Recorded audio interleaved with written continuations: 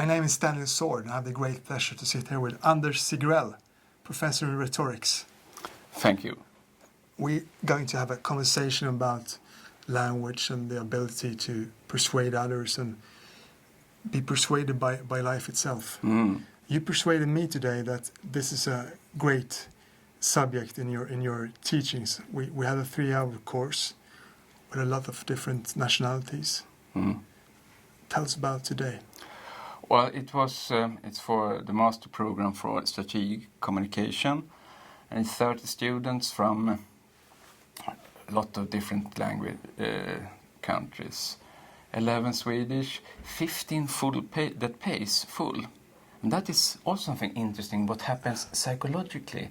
Since university in Sweden is free, but we have started to take payment for people outside EU. Yeah. And when they come and pay, of course we pay with our taxes, but there is psychologically a small difference when did they get value for their money during this lecture? But often you appreciate things more when you pay for them. If you go to the theater and you bought an expensive ticket, you feel it. Yes. So today you were more of a artist. They went to Eric Clapton today. Daniel. You come from a family of conversation. Your father was a psychoanalyst and your sister as well. Yeah. How did that affect you? It's hard to tell. Of course, we had a lot of discussions in our family, and I have always enjoyed a good argument. And a nice story on that is that Swedish radio 15 years ago phoned me and asked me if they could do. They were doing the show was called Family Life. And they were doing a show on argumentation within the family, and phoned me. But I said, no, we don't argue that much in our family. But then I came to think about my son. He argues a lot. Yeah. And it is rather heavy to argue with him. And the only time when he listens to me is when we were out driving the car. He was taking his driving license. Yeah. And that was the only time he actually listened to me. So I said to the reporter from Swedish radio that, all right, you could do it with me and my son while we are taking a driving lesson, and you could sit in the back seat. And that was an interesting argumentation. And he could say things like, you don't understand. Since you are so old, you can't understand how we young think. Yeah. And then, of course, I said, hey, watch it there. You have to slow down here, because there is an intersection coming up. Yeah. And when you're a professor in rhetorics, Rhetoric, that does affect you when you're a father, when you're a husband, when you have an argument with your kids or your wife. Yeah. What is different? One with the kids is one thing that there is a fallacy that is called Argumentum ad baculum, argument with the stick, threatening arguments. And I remember my son once said, Dad, no threatening arguments. You know, you can't use threatening arguments. Whereby I answered, this is not a threatening argument. This is an actual description of the consequences that will happen. Yeah. But with my wife, rather mean story, but I kind of like it. She said to me during heated argument that you never change your mind. Whereby I stopped for a second and said, oh, you are right. That is a little bit mean, but it is also, since if you say that, it's no longer a constructive argument, so you could just finish it, but finish it slightly humoristic. And you came into this subject, you were a teacher, Swedish, and you were on dad's leave, as we have here in Sweden, a spa weekend, a year of spa. No, but you developed that interest for rhetorics. Yeah. Tell us about that journey into the unknown. Yeah. Well, first it was to argue. I thought that rhetoric was about to argue, and I enjoy argue. But then I realized that the core of rhetoric is, the way I see it, how language and reality are connected to each other. And suddenly that was I felt at my heart that yes, this is the way I perceive the world, our reality. And you had a supportive wife, since she let you go into studies once more. Yeah, she did. And you did your PhD in political rhetorics. Yeah. What's written between the lines? What do they write there? There's a lot of things. The worst thing you can do if you would like to convince or persuade someone is to write them on their noses. If I say, you have been given that little book. But you corrected my rhetorics. Yeah. Yeah, I was wrong pronouncing it. Yeah, but that is not... writing someone on their nose means to tell them things they already know. Yeah. To take them to be less clever than they are. Yeah. And that is the worst you can do. Yeah. But I'm a little bit wiser now since I know how to pronounce it. Good. You made me smarter. And... So you don't write them on the nose? No. This little book I gave you on rhetoric. For teachers. Yeah. The art of choosing language constructively. Yeah. When you read that, I expect you to start on the first page. And you start at the very top of the first page. Far left as you can go. And then you read the first line, and you read the whole line before you change line. And when you change line, you go to the line under, and back to the far left. Rather soon, you will think, is he dumb? Doesn't he understand that I know how to read? That is the worst you can do. Yeah. Yeah. To expect your receivers, your listeners or readers to be dumber than they are. That is the worst. The best you can do is to expect them to be super smart, super clever, and to understand even tricky things. So the more you can leave outspoken, the better. As long as they will fill in what is outspoken. So, for example, if you say, our first Swedish negotiator for the European Union, he had critiqued the state information to the households on the European Union. They were criticized to be pro-EU. And he said, it has been critique for their being pro-EU. And that is a fact. They are pro-EU since they only contain some facts. It's And what is outspoken there? What has been left out there? You tell me. That facts speaks for EU. Or in the same debate,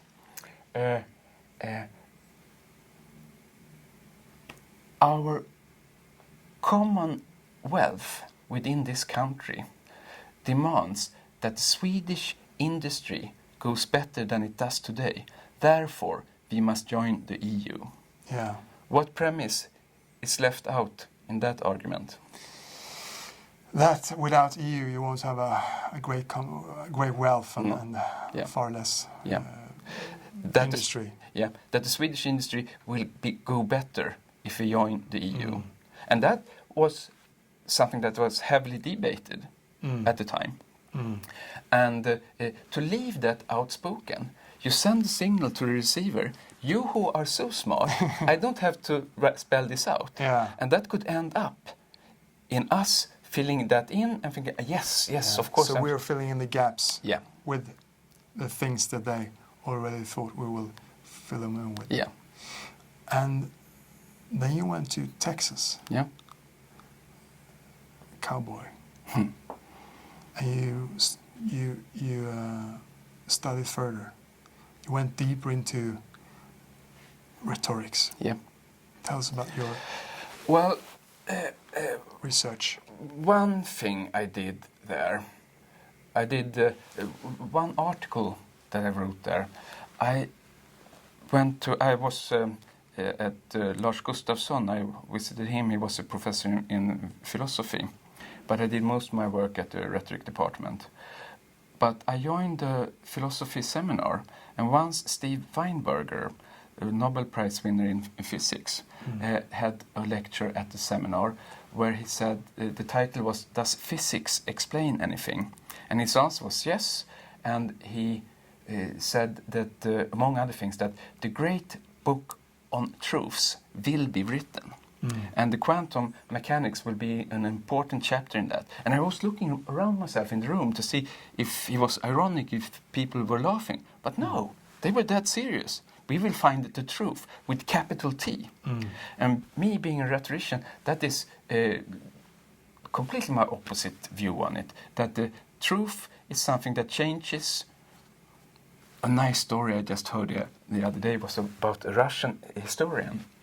That this was back in the Soviet times, and he was sitting answering a telephone at a radio show, and people could phone in and ask questions. And one person phoned in and asked this professor in history whether you could predict the future. And this professor in history said, yes, that's no problem at all. We have our 5-year plans. It's no problem at all. It's history that keeps changing all the time. That is my view. Yeah. That the truth keeps changing.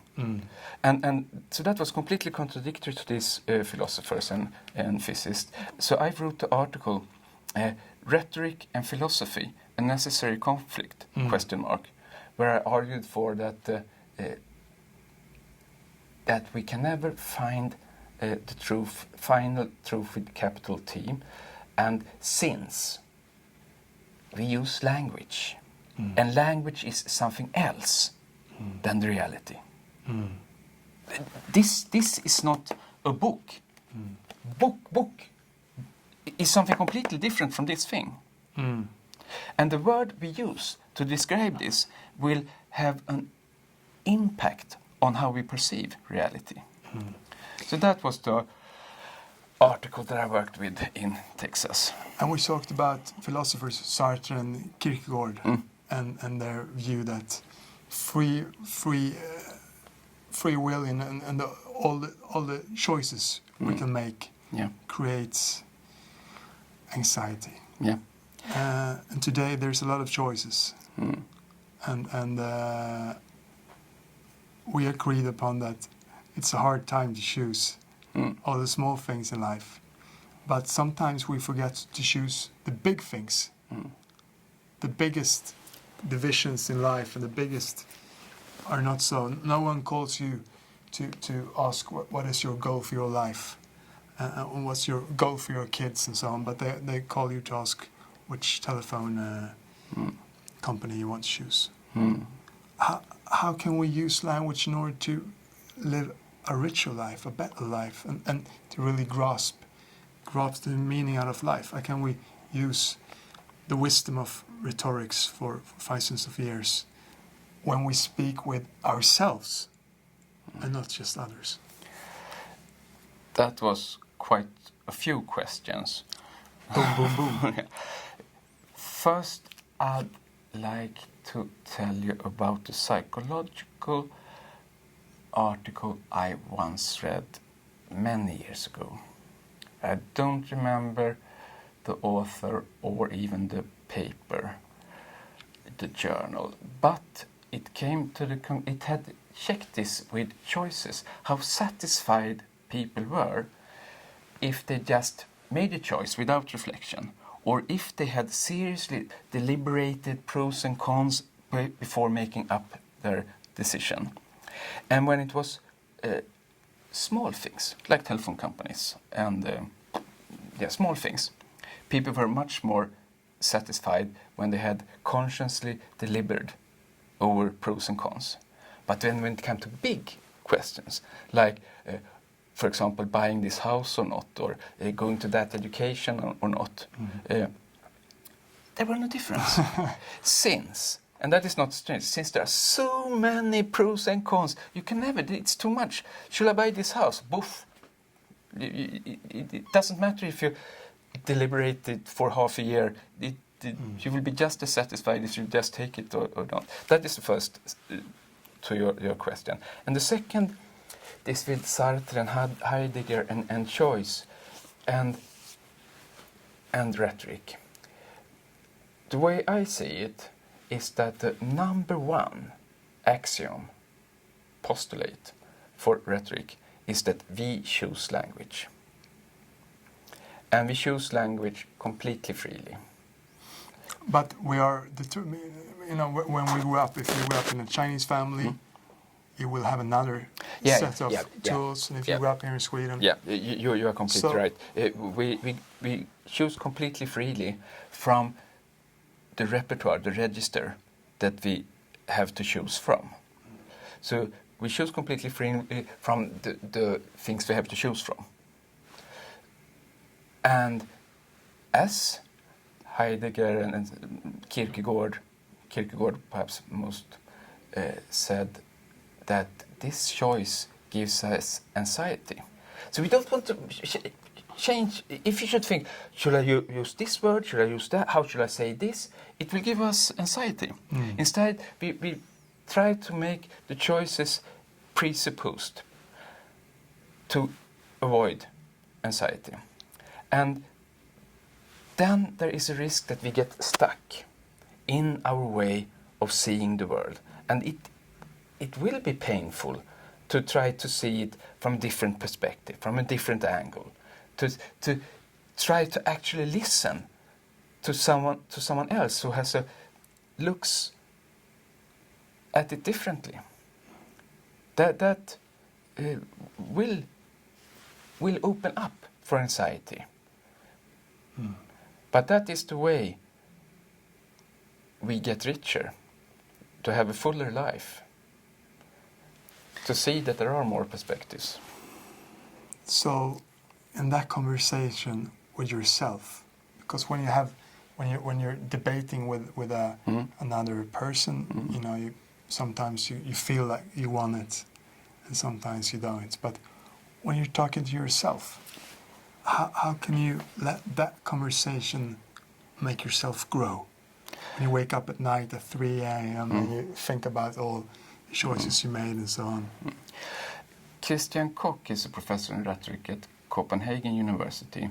He claims in several articles that the way we deliberate with others is very much the same inner deliberation that we do with ourselves.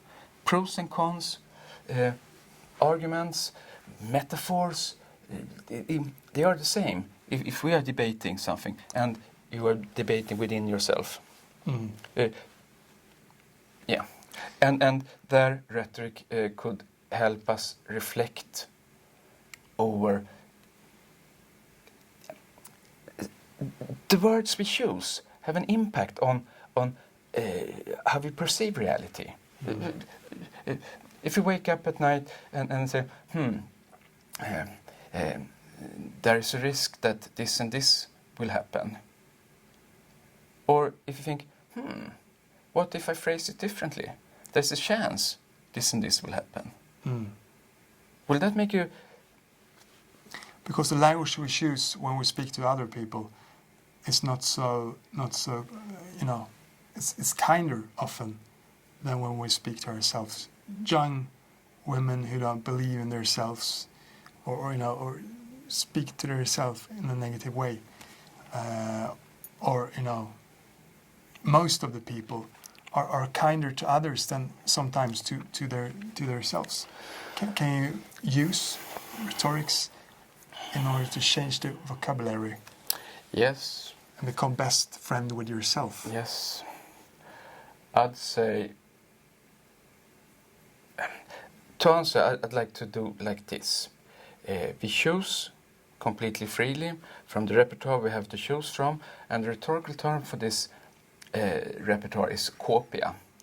And from that we got an adjective copious, that we should strive to have a lot to choose from, and we got the verb to copy, indicating that we get more things to choose from by being inspired by good examples. And in rhetoric classes, when people deliver speeches, we put focus, sometimes only positive comments, for 3 reasons. First, there are some pedagogical research that talks for that is what makes us grow in the art, be it speaking, writing, or playing football, or playing an instrument.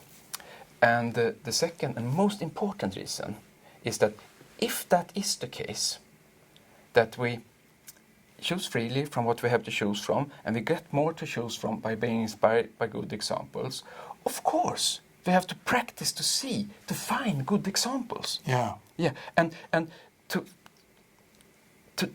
practice to see good example instead of, I guess most of us has been so environmentally disturbed in our educational system that we find it easier to underline, if we are to comment some relative, also, I have written this, can you look at it? And if you look at it, most of us find it easier to underline what is questionable, hard to understand, flaws, or incorrectness,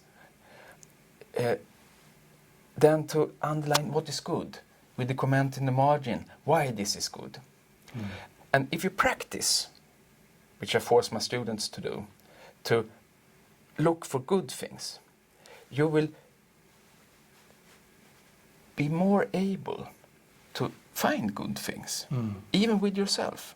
I force the students, when they deliver speeches, I film them with the camera, and they take the film home, and they have to do an analysis of themselves.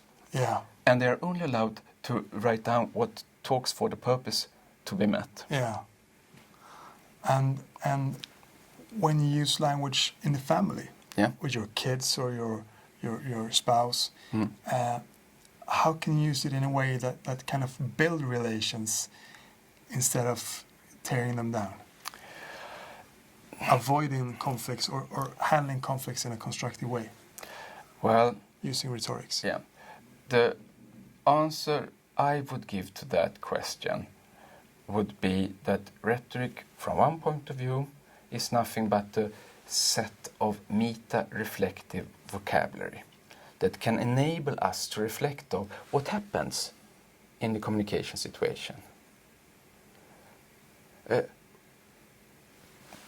Just one such word is receiver analysis. We all do receiver analysis. You will talk differently to me.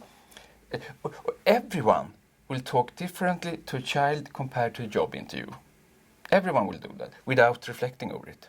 So you do a receiver analysis and adapt your way of speaking, both when it comes to content, thought, and language style.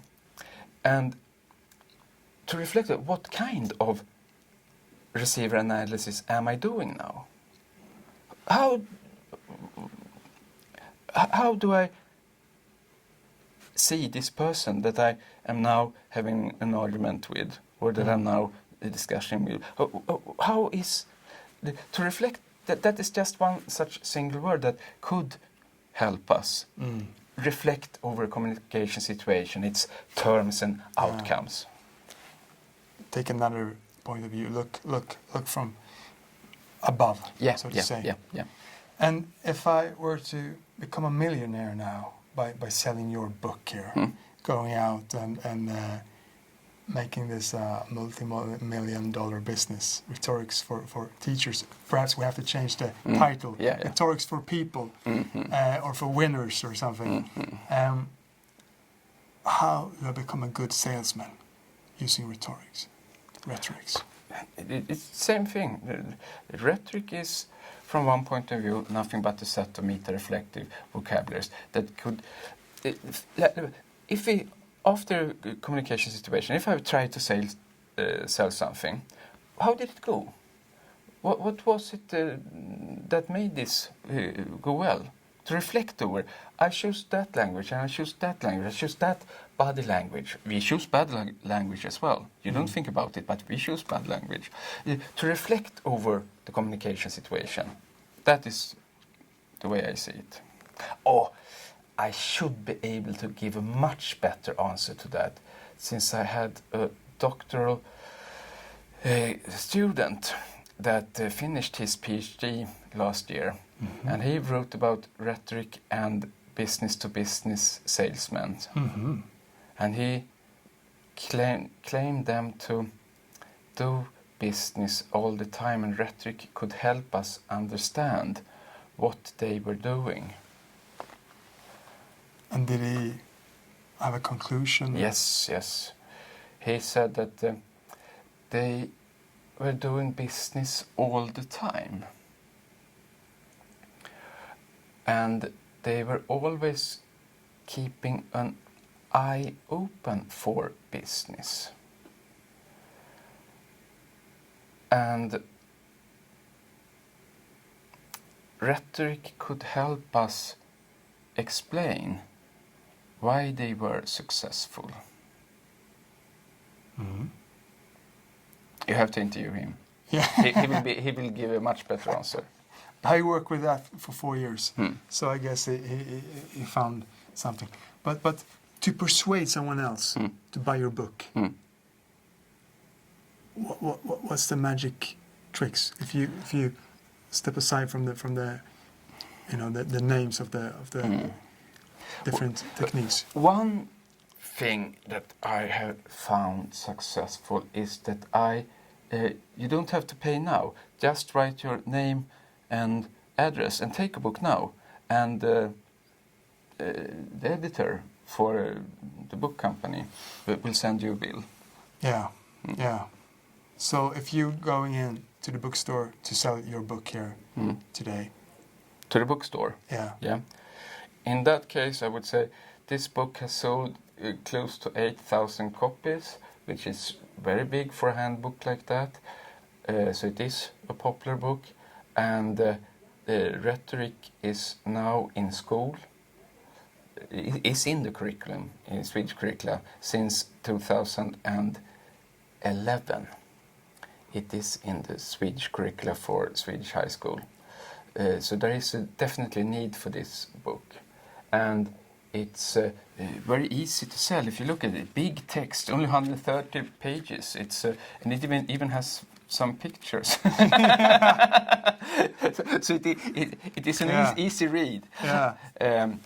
But you being a bookstore will, of course, you will sell it to make money, and that it has sold close to 8,000 copies shows that it is popular. That's what I say. And if I say that we're full, we're already bought all our stock for this autumn. Well,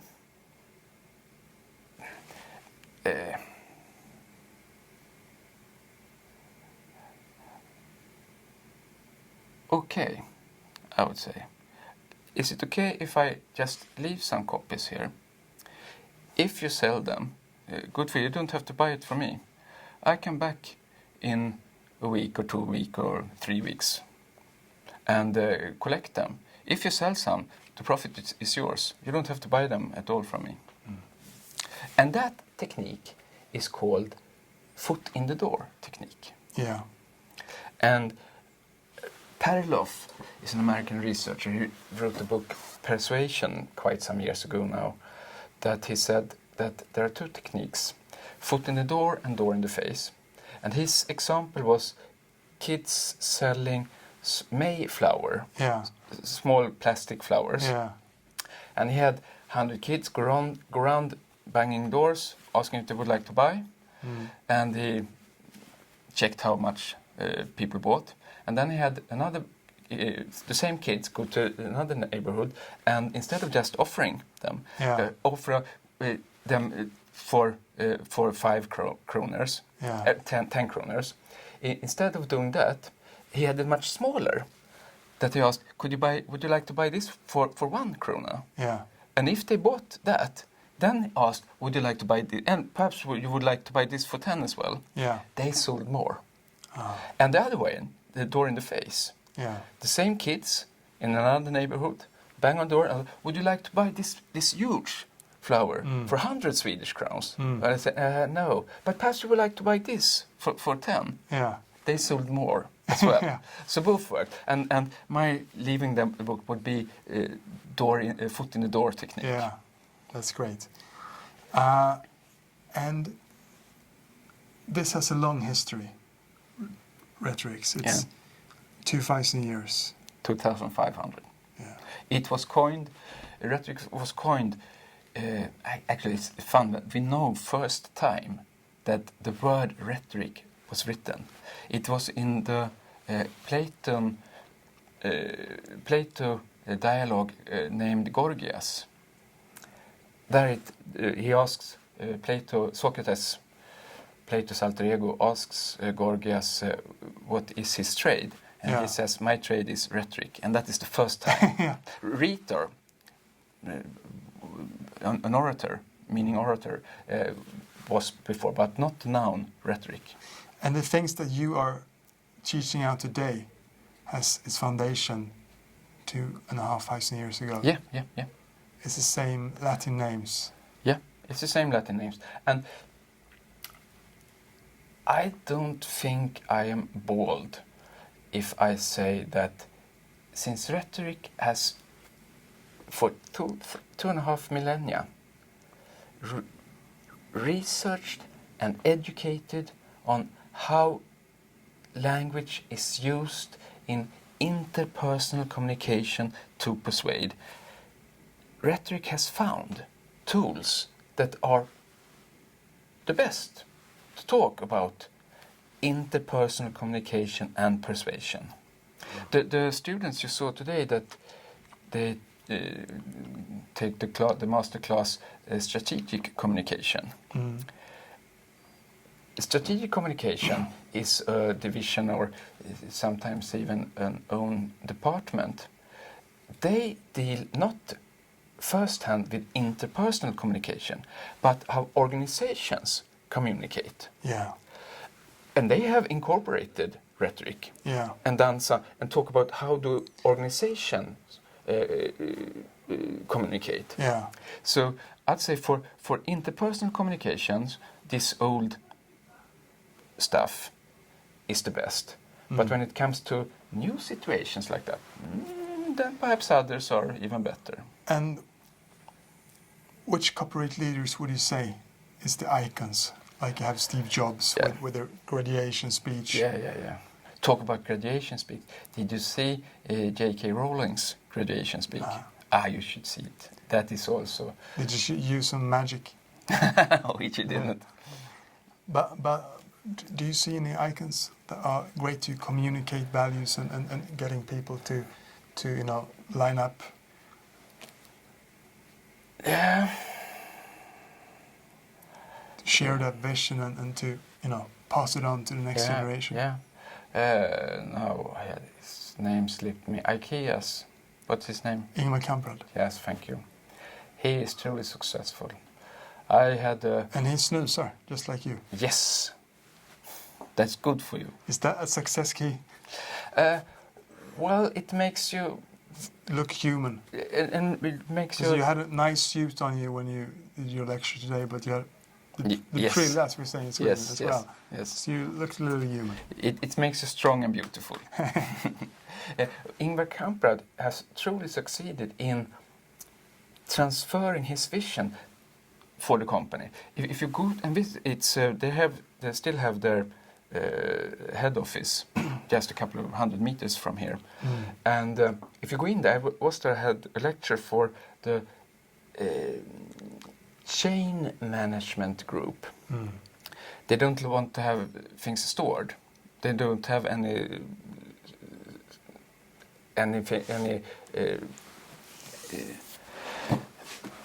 of their meublement stored. They should always be on trucks going somewhere. And that is what the chain management group deals with. The logistics.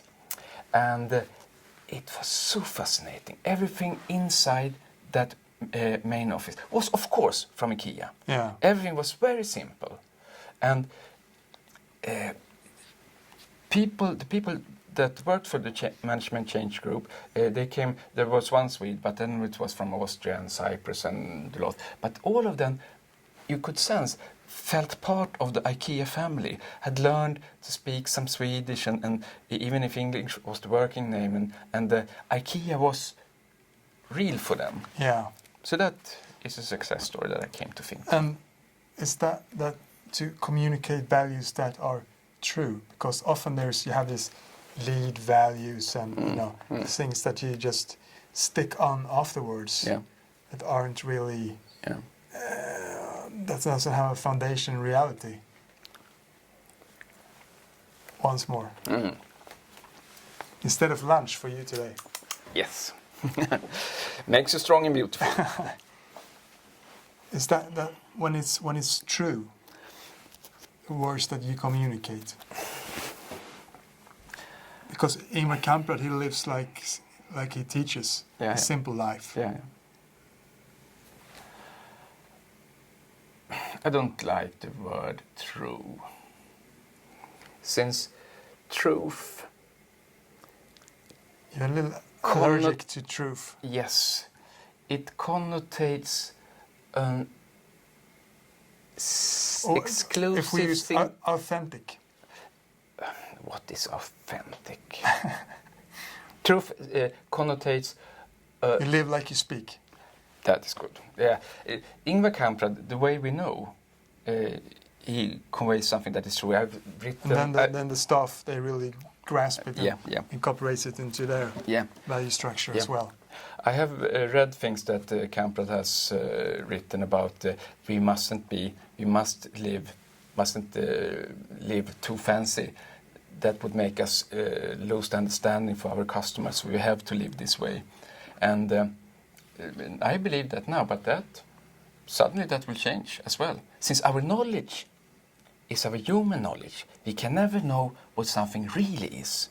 We can only know our human understanding. And this understanding could change.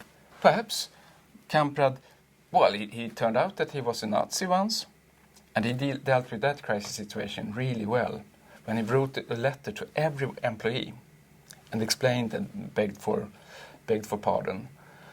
But it could turn out that perhaps it's just a fool, a facade. And among the political leaders, do you have any, stars throughout history that you... Jonas Sjöstedt, our left-wing party leader. I could of course be wrong, but I apprehend him as honest, as truly honest. And then our former... I was thinking more of, great in rhetorics. Well, that is truly great to transfer something that makes you believe them. That he says what he truly believes. And I believe him. I believe him to be an honest guy. And then I liked Anders Borg when he came on, our former Minister of Finance. You were at his party? No. Oh. But I have a story. What could blottare be in English? Flasher. Yeah, a flasher.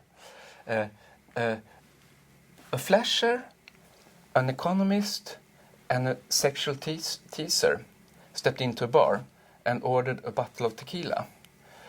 Whereon the bartender looked and, "Are you sure you don't want something to eat with this? You remember how it went last time, Mr. Borg?" Anders, it should be. So you have to do the thinking. It's Borg, it means. But sometimes for politicians, it's good to show themselves human. Yeah. Not above the people, but in connection with the people. That is the case in Sweden. But you talked about differences between different countries and cultures. Sweden, Germany, France, Russia, Denmark. Tell us about those differences. I think the ideal here in Sweden, we are still very much under the wet glove of the romantic movement. Our ideal politician is someone that sits in the TV sofa and tell us things. Or Olof Palme, one of our great rhetoricians and politicians, perhaps his most famous speech is from his kitchen, where he speaks about USA and Indochina, Vietnam. You have to call things by the right name. These are murderers. In the kitchen, sitting by the kitchen table. Compare that to, for example, a French politician that has every single word measured, and the delivery, the voice goes up and down according to a very distinct pattern. Completely different from our Swedish way of understanding what is a great political talk. But the French voters, I guess, like their politicians, since they show that they have worked with their message. They have elaborated it and thought a lot what to write. The French voters who would say a Swedish politician would probably say, "Woof, what is it? Hasn't he prepared? Yeah. He doesn't show me respect. He hasn't prepared himself. He's just sitting there talking." And so that is and the Germans and Russians. Yeah, in German they have their Streitkultur.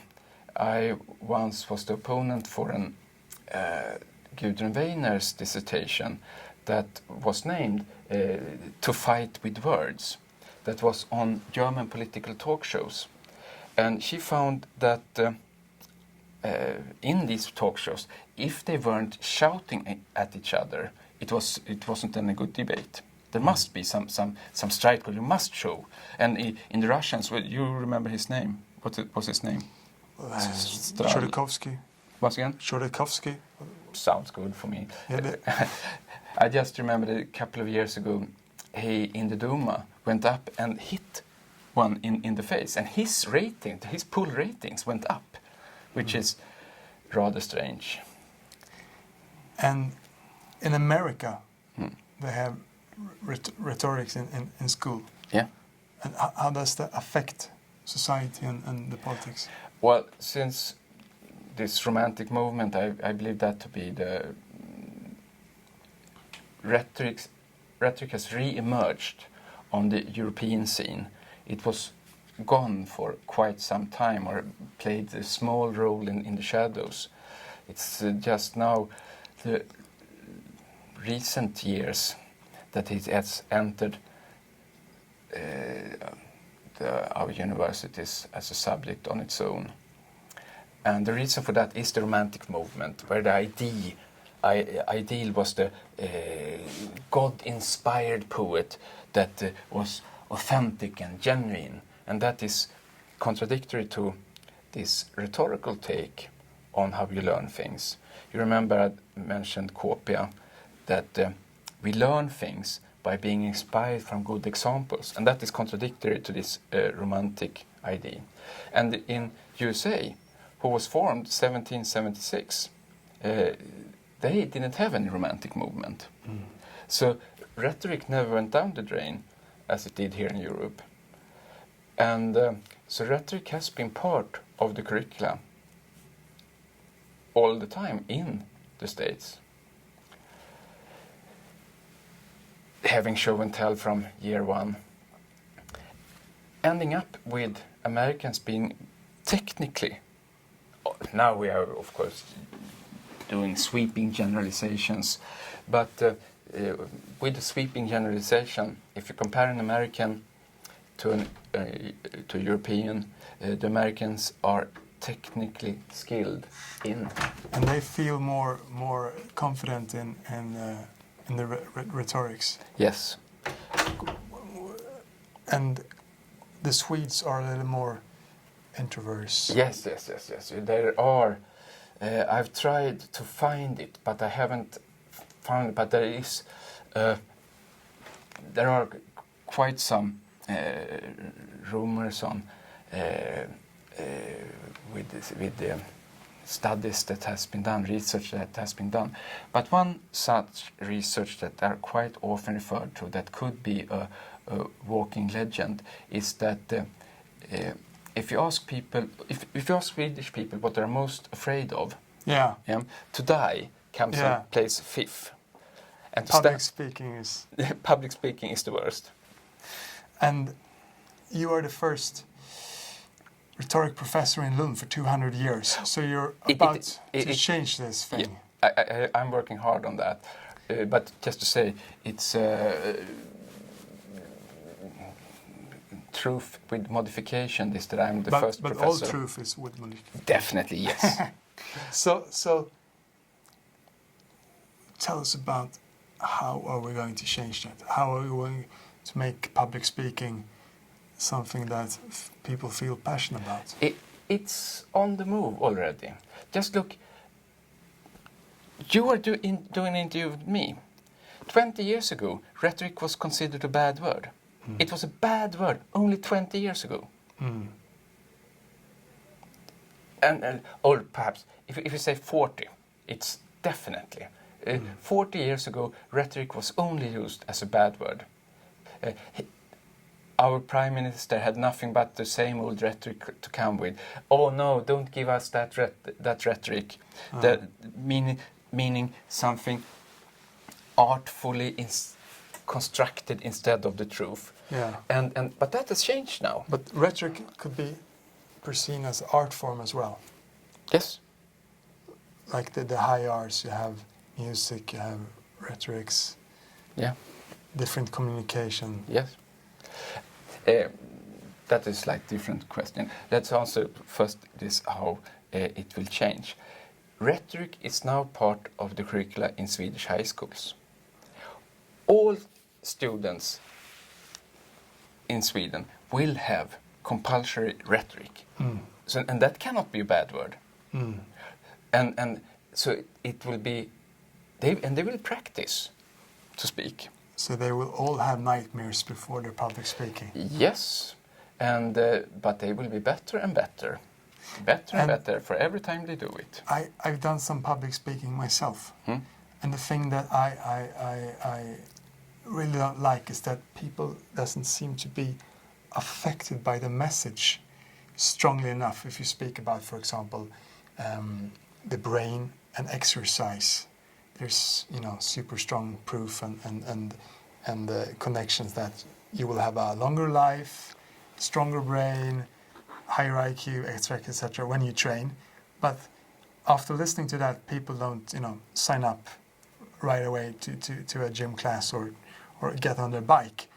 How can you transform people's lives with public speaking?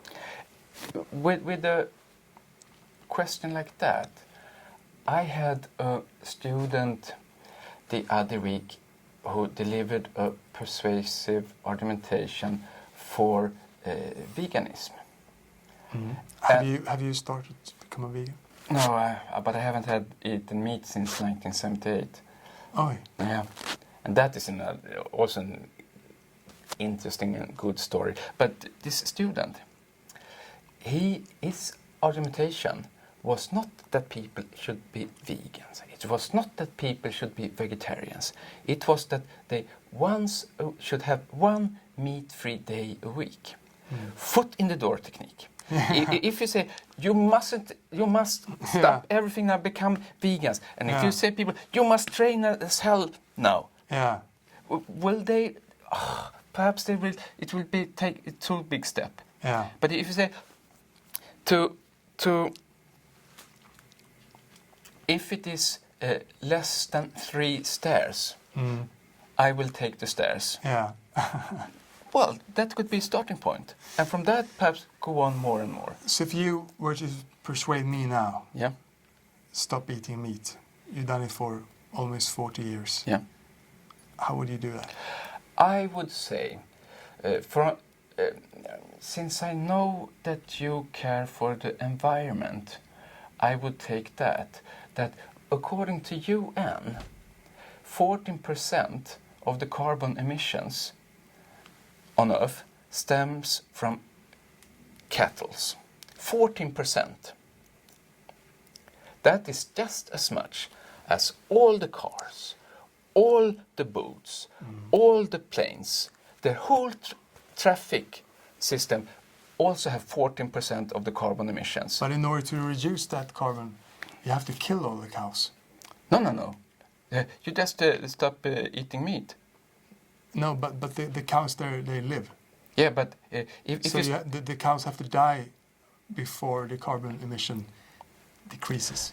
they die. If we start eat meat, the cattle stock will shrink. Yeah. So then less life will be on Earth. Yes. Or perhaps more life, more diverse life, since you cut down rainforest and other things to have pampas for cultivating cattle. Since I know you were on care for environment, I would have taken that trait, and I would have said, but to be perfectly honest with you, there are one good argument, the way I see it, to become a vegetarian, and that is the Princi argument, that what you Daniel, as a think that other people should do, you should reflect over by doing that yourself. You think it would be best for the environment, for our planet, if no one ate meat. And if you think that all others should obey to that rule, you should obey to that rule too. That is the principal argument. The other practical argument is that, to be perfectly honest, it won't matter be the slightest difference if you stop eating meat or not. And it is completely impossible to transport around food for starving people and things like that. It won't have any impact on the environment and won't help any other people if you start eating meat. And that is a consequence argument. And then I would ask you to just consider, what argument do you, as a person, believe should be the strongest one for you? Is it a principal argument that doesn't care about the actual consequences, but there is a principle that you actually believe in? Or is it the consequences? What should you go for? You don't have to answer now. You can just have them in your mind. I stopped eating meat for a couple of months, so I'm on the road already, so to say. But you're on the road as well, because you do a lot of bicycle. Yes. And tomorrow you're going 300 kilometers. Yes. And before that you went 600 kilometers. Yes. Tell us about the life on the bicycle. The life on a bicycle. Everyone who, to be perfectly honest, as a researcher, to write a dissertation, you have to have some trait of ADHD. And so I like to focus on one thing at a time, and focus, rather concentrate and follow it through all the way. And now 2.5 years ago, me and my wife moved to Malmö, the next city to Lund, and I have 19 kilometers to work. So the first thing I did was to buy a race bike, and I took the bike to job, and from job I had a perfect locker room with showers at job. And then I realized I kind of enjoyed riding bikes. I started to take tour during the weekends as well. And I realized that the longer rides, the more I liked them. So you're like a Lance Armstrong without EPO? Yes, I'd love to be like Lance Armstrong without EPO. But one of the reasons why I truly like it is that all that have done cardiovascular training, that has been perhaps running for quite some time, perhaps around an hour, have experienced some kind of runner's high. Yeah.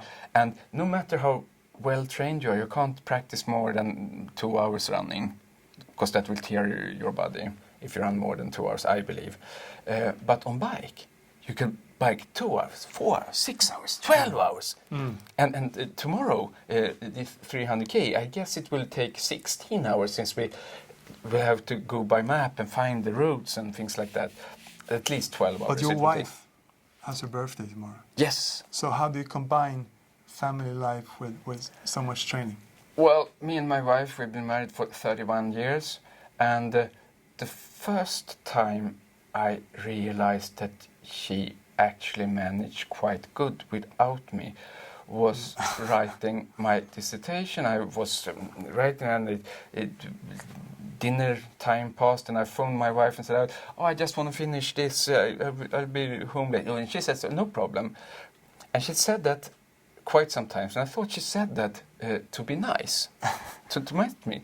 But once, I remember, particularly once, I phoned and said, "Oh, I have to work over today." And she said, "No, we're fine. We're perfectly fine without you." And I realized that was the truth. She was perfectly fine without me. And it wasn't, So, but, of course, there is, if it takes too much time, she doesn't like it, which I think is good, because it's not perfect. You have to be missed as well. Yeah, I want to be missed. But life on I just bought a fat bike myself, so I go riding on the beaches and in the terrain. You go on the roads. Yeah. And you do this. What happens in your body? What happens in your mind on these long races? It takes, for me, I have realized, a couple of hours, between 2 and 3 hours, some 70, 80 kilometers, between 50 and 80 kilometers, before my body realizes that it's no use complaining, this is what it is, and starts producing a lot of hormones, happy hormones. And so I feel very good. Everything is very beautiful.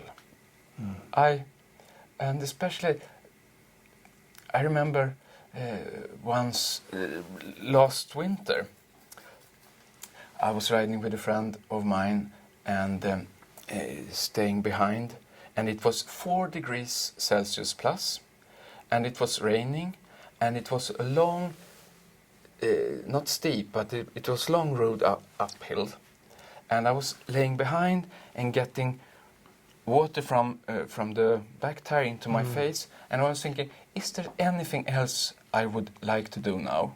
And the conclusion was, no, there isn't anything else I would prefer to do than be here now. So be here now. Yeah. That's a beautiful sentence. And was life about be here now? No, You have a larger goal? Yes. Once when I worked at another university, someone put a note, I know who did it, but put a note on my door that said, nobody on their deathbed wishes that they had spent more hours at the office. Yeah. And I got annoyed with that note. One reason is, and I wrote under it. Did some rhetorics? Yes.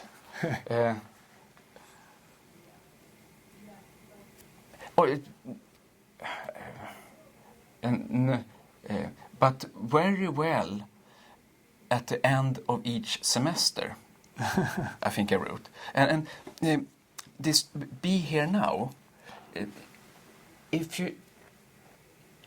I think, what shall I choose to do now? Shall I choose to do something that I really would like to do now?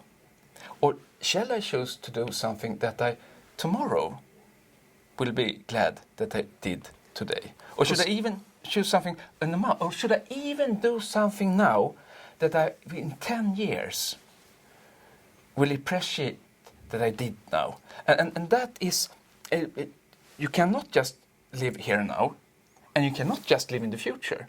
But to find the balance between that is what I struggle with. And I kind of enjoy to have this future as well. Postponed satisfaction. Yes, and the best thing is, of course, if you truly enjoy. But there are things that aren't enjoyable. Some books are boring, but you enjoy having read them. Plato's Parmenides, for example, dead boring. So if we were going to dinner tonight and you invited 3 great rhetorics throughout history, who would we dine with? Socrates. Oh, no. Of course, Gorgias. Gorgias. And you just wrote a paper on Gorgias. Yeah, I just wrote a paper on Gorgias, on his treaty. A strange treaty that you kind of unveiled a little bit. Yes. Tell us about that first and the dinner later. Yeah. The treaty says nothing exists. If something would exist, we couldn't know anything about it. And if we could know anything about it, we couldn't say it to anyone else. And that, of course, I read that for 20 years. Yeah, like a corny poem by Bruno Coelho or something. But then I realized that that is the truth. That is the case. Since everyone knows what synonyms are, but homonyms are not that familiar. Synonyms are several words for one thing. Homonyms are one word that could mean several things. If I say an English word, any word. Flower. Well, that could be, I guess you assume that growing thing, beautiful growing thing. But what you bake with, what is that called? What's that called? Flour. Well, you can use flowers in the baking. Yeah, you can use flowers. But perhaps they sound the same. Flower, yeah, you're right, like the same. Flower. Yeah. A fleur de lis. You use the same word for different things. Yeah. And on the Gorgia, you were referring to? Nothing exists. If you look at that, it could also be homonymic. First, when we see it, we understand it as nothing at all exists. But it could also mean that the word nothing exists. If I take away everything that is on the desk here, what will be on the desk? Space. All right. Nothing. Yeah. The word nothing do exist and refers to something in the reality. So nothing exists. It's not strange. And once you have got that, and it's also so fun, in Encyclopedia of Philosophy, it says about this treaty, Gorgian treaty, that it's highly unlikely that Gorgias himself believed this to be meaningful. Yeah. But once you have got the homonymic part of it, nothing exists, the word nothing exists, and we cannot know. The reality exists, but we cannot know what the reality really are. The only we can know is our human perception of the reality. And I cannot say, I cannot say pen. Pen, the word pen is something completely different from this thing. So I cannot say pen. So the Gorgian Treaty is a very pregnant formulation that gets the whole rhetorical take on the resemblance, language and reality, how language and reality are connected to each other, and our responsibility for choosing this language. And before the dinner, we have to speak about silence. Darüber man nicht sprechen kann, muss man schweigen, Wittgenstein said. Silence is something that is like darkness. It's the most common thing. If you go out to space, there is silence and there is darkness. But we people, we speak a lot. Tell us about silence. First, I have a question to you. We know that the speed of light is 300,000 meters per second. But how fast is the darkness? It must be faster, since when light comes with that speed, darkness was already there, so it must be faster. Yeah, the dark force. Yeah, beware. Silence. In silentium. Tells about that part in rhetorics and in the world.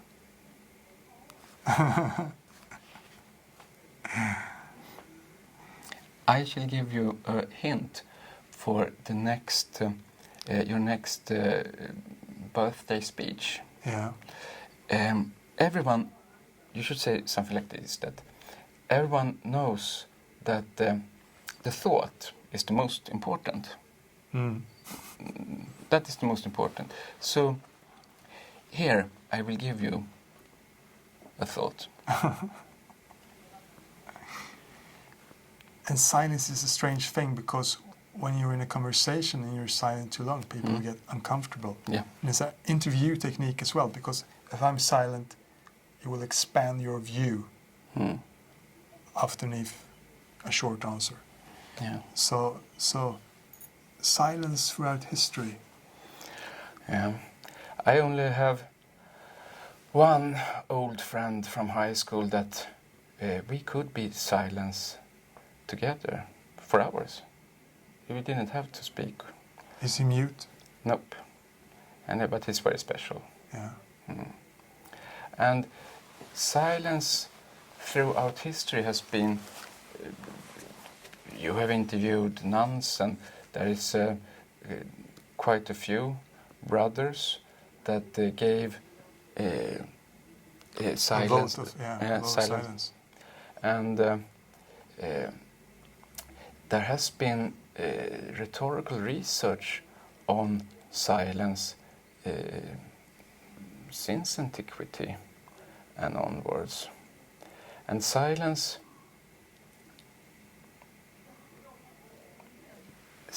is also showing that you are open for other, that it is we in our culture, we are very sensitive to simultaneously speaking. You know, if two people start talking at the same time, very quickly one stops talking. So we change turns when someone becomes silent. And that is why we have this pause music that, what I mean, I would like to, that sends the signal, don't start talking, I'm not ready yet.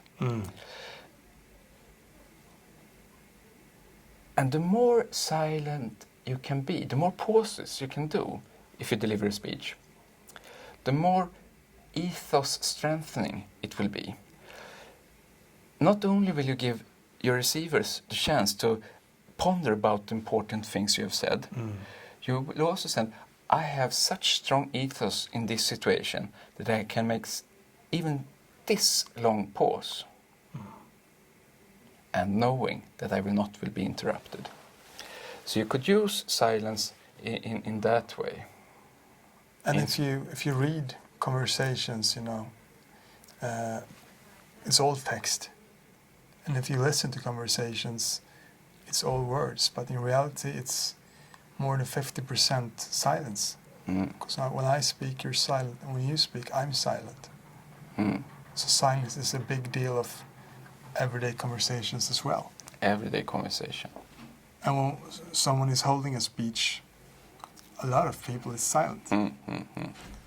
And contributing by that silence is contributing to the message, to the elaboration of the message. So the listener, the silent part, also has a responsibility for the communication situation. And that we don't practice, that we don't teach in our schools, that we should teach. Writing and reading, how much research and education. Speaking has now come. Writing, reading, speaking, there's a fourth part missing. Active listening. Active listening, how to practice that? How do you do that?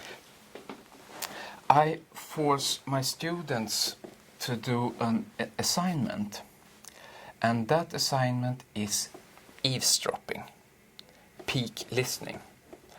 And they are supposed to do it on the bus, the train, or at the cafe. And first they should orient their listening geographically. So you start listening to that table over there, cut it off, and orient their listening to that table instead. It's amazingly easy that you can decide what to listen to. Without reflecting, we might think that the sound waves comes into our eyes. No matter how what comes into our ears is what comes into our ears. No, we can decide what to listen to. Everyone have tried to listen for the bass in the song. So we can direct our listening geographically. But we can also direct, after they have done that, the students have done that, they are to try to direct the quality of the listening. They should start with an understanding listening. What are they talking about? Change to critical listening. What is wrong? That is rather easy, I think.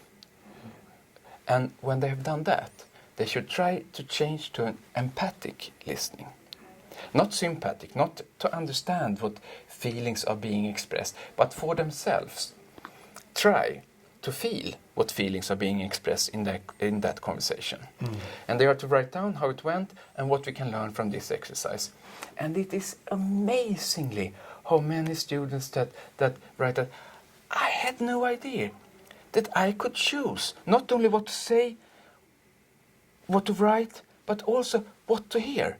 We can decide, we can choose what to hear. If we listen critically, we will hear something completely different. If we listen empathically. So that is an exercise that goes along with my definition of rhetoric as the art of choosing language constructively. Yeah. We choose. And that's a part of listening to your wife or husband. Yes. Lover as well. Yes. Yes. So if we go to our dinner tonight with the icons of the past. Gorgias, since also this treaty that said, it's also very witty and rather funny. that he wrote this, and he must have had some glimpse in his eyes writing that. I think he would do a very good dinner to have to dinner. And more, well... 2 more spaces to fill. 2 more spaces to fill.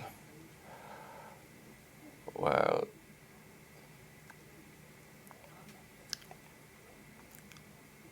How about Leo Trotsky? Before he got executed. Yep. With ice pick in his forehead. In Mexico. No, Cuba. No, I think it was Cuba. It could be, Mexico or Cuba. Yeah. He could be interesting. You say Central America, then we're both right. Yeah, we're home free. Was he a good rhetoric? Because he was on the losing side, so let's say. Yeah. Yeah. But you said interesting people. Yeah.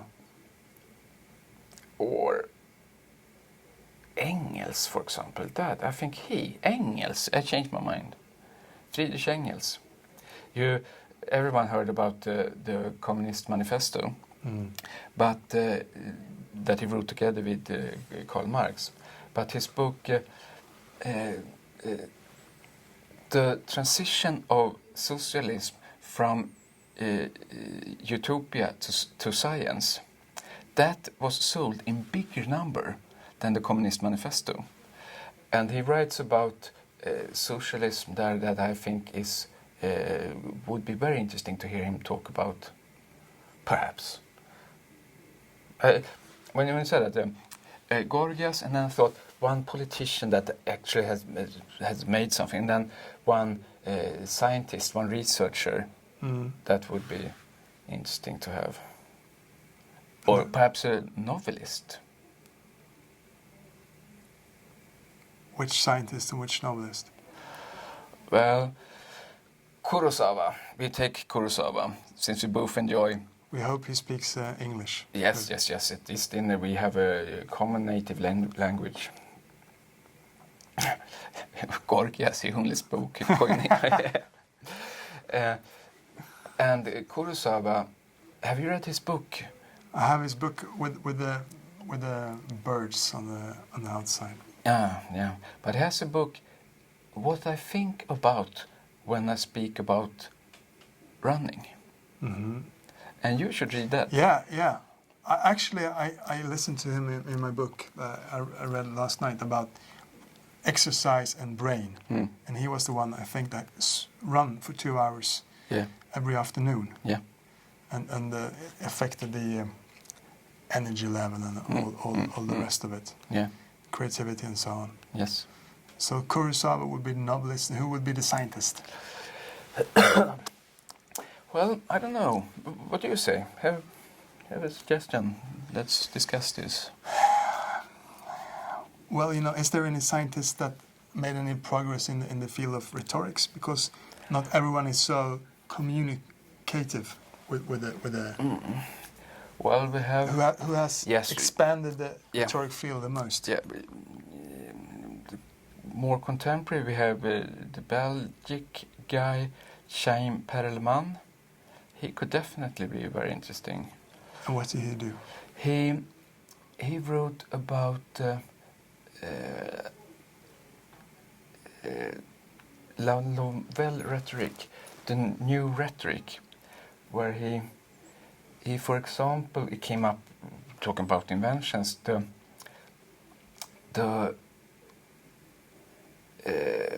universal audience and particular audience is two concepts for him, where particular audience is the speaker's imagination of who is speaking to, and the universal audience is the speaker's conception of an audience that agrees that having an argument to discuss the matter is the way to solve the problem, and they also know all the facts that are there. And Perelman claims that when we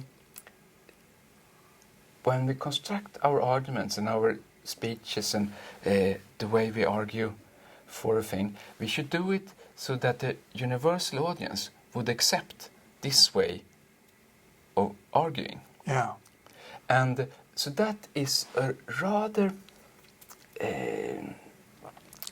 nice take on how to instrumentalize your conscious. Like the whole world is watching. Yeah, you could say that. And rhetoric and ethics has been a central part ever since the beginning of rhetoric. And the most common take on rhetoric and ethics is that Quintilians quote vir bonus, dicendi peritus, that a rhetorician is a good man. Vir bonus, good man. But that, to me, that doesn't give any what this good man means. It's very hard to do something with it. But instead, this universal audience, it becomes a rather, you could use it. And for the future, for the next 25 years, how will rhetorics develop as an art form, as an instrument for everyday persons? Because it has a long history. And it seems like they were better at speaking 2,500 years ago. Perhaps you said that the stones in their mouth were just fairy tales, but in those days they were really, really committed to great speaking. Yes. But today, with the Facebook generation and with the YouTube generation, we don't think as much about what we speak about. Or am I wrong? How will it expand? How will it continue? First, there will be differences. Today's generation, we think that YouTube and Twitter and things like that is shell. And but today's generation, there are YouTube people that live by producing YouTube clips, and so I don't think you should say that that is something bad. No, this will be on YouTube, so that that's the case. You didn't say that. But to talk, try to be more concrete. I will do. No, I will not have the time today to do that. I will do that on Sunday instead. To do some writing for a research project on how to write popular science. That the tools of rhetoric could help us communicate better. And even in our thinking, the tools of rhetoric could help us to reflect over how we communicate. And concrete, this research project will be on how science students, doctoral and master students, they have to write a popular science piece on their research, and how they could do that as constructive as possible. And the title of the research project will be Kidoset Discit, a quote from Seneca the Elder, that means the one who teaches learns. And one reason to learn how to write popular science, it's of course, the major thing with popular science is democratic reasons. A lot of what we decide, both as individuals and as a society, has to do with research done on what food to eat, on how to deal with economics, on how to build houses. That is research. But the research is popularized for us to understand it and for our decision makers in parliament. So they have to be popular science for democratic reasons. And that is the most important thing with popular science. But also this, that the one who teaches learns. If you can explain to someone who is not part of your field why this research is important, why it is good research, then you will learn more about your own core subject. That is a research project I hope will be founded. And we will find how to educate our teachers, how to teach our students to write popular science better. And why should young people today choose a course of rhetorics? Since no matter what they will be working with, language will be their tool, their working tool. Rhetoric was the most important subject. If you're a new teacher, you work with body language. Yes.